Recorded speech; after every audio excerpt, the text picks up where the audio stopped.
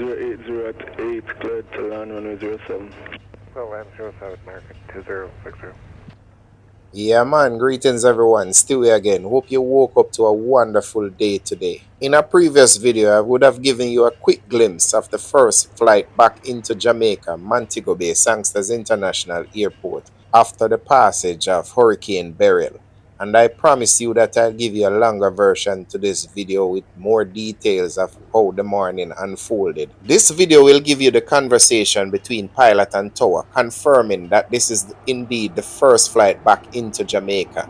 Interesting conversation. You should listen in on this conversation right after the aircraft lands.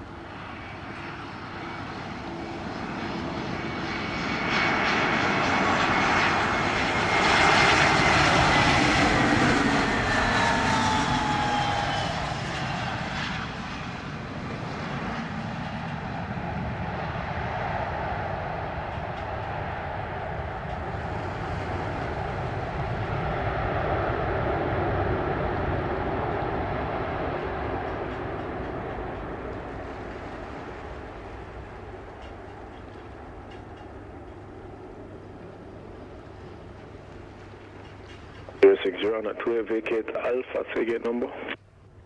Alpha going to gate 16. American 2060. Just confirm the puppies were on. Affirm, yeah, the puppies were working, no problem, American 2060. Say again? Yeah, this is American. Are we the first ones in from after the storm? From the flight trips I'm seeing, it seems you're the first one here. Thanks. Good to see you guys are doing okay and the airport is okay. If you're privileged enough to know why this aircraft remained in Jamaica during the storm, let me know in the comment sections. Another piece of information I promised to give to you was where were the Cessnas during the hurricane. Well, it seems they were all tucked away in the Sandals hangar. Let's listen to them get communications across the tower, seeking permission to taxi to their regular spot. You're calling? Yes, November Juliet, Jet Center requesting taxi for takeoff. Taxi, which intersection you want, Charlie? Bravo. Bravo, taxi Alpha Bravo, runway 07 was short detail. Alpha Bravo was short, 1 on board, 2 hours 15 on the field apart. So nigga, 1,000 feet. 2015, nigga, 1,012 for departure, 175. Sangster, good morning. November 370 Romeo. I am Jet Center. Request location to 1 Alpha. Don't come somewhere.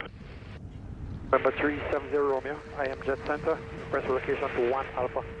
You know what, 370 Romeo, relocation approved via Alpha.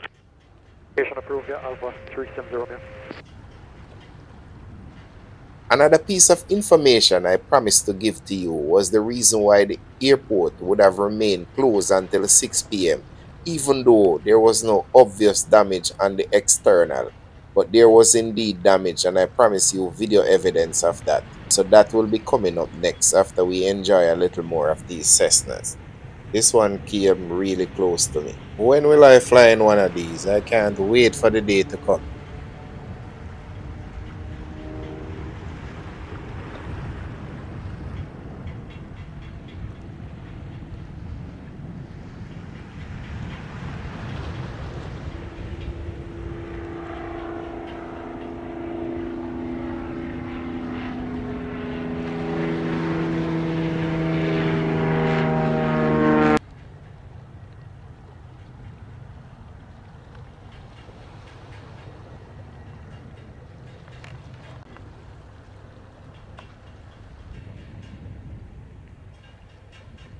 And here it is, a vital piece of navigation equipment. The tower didn't make it through the storm. I'll guess to say this is a part of the ILS system. The navigation aids I am familiar with is from the marine environment. If you are familiar with aviation and what kind of navigation aid this is, let me know in the comment section. Here's a video of what we had there before the hurricane.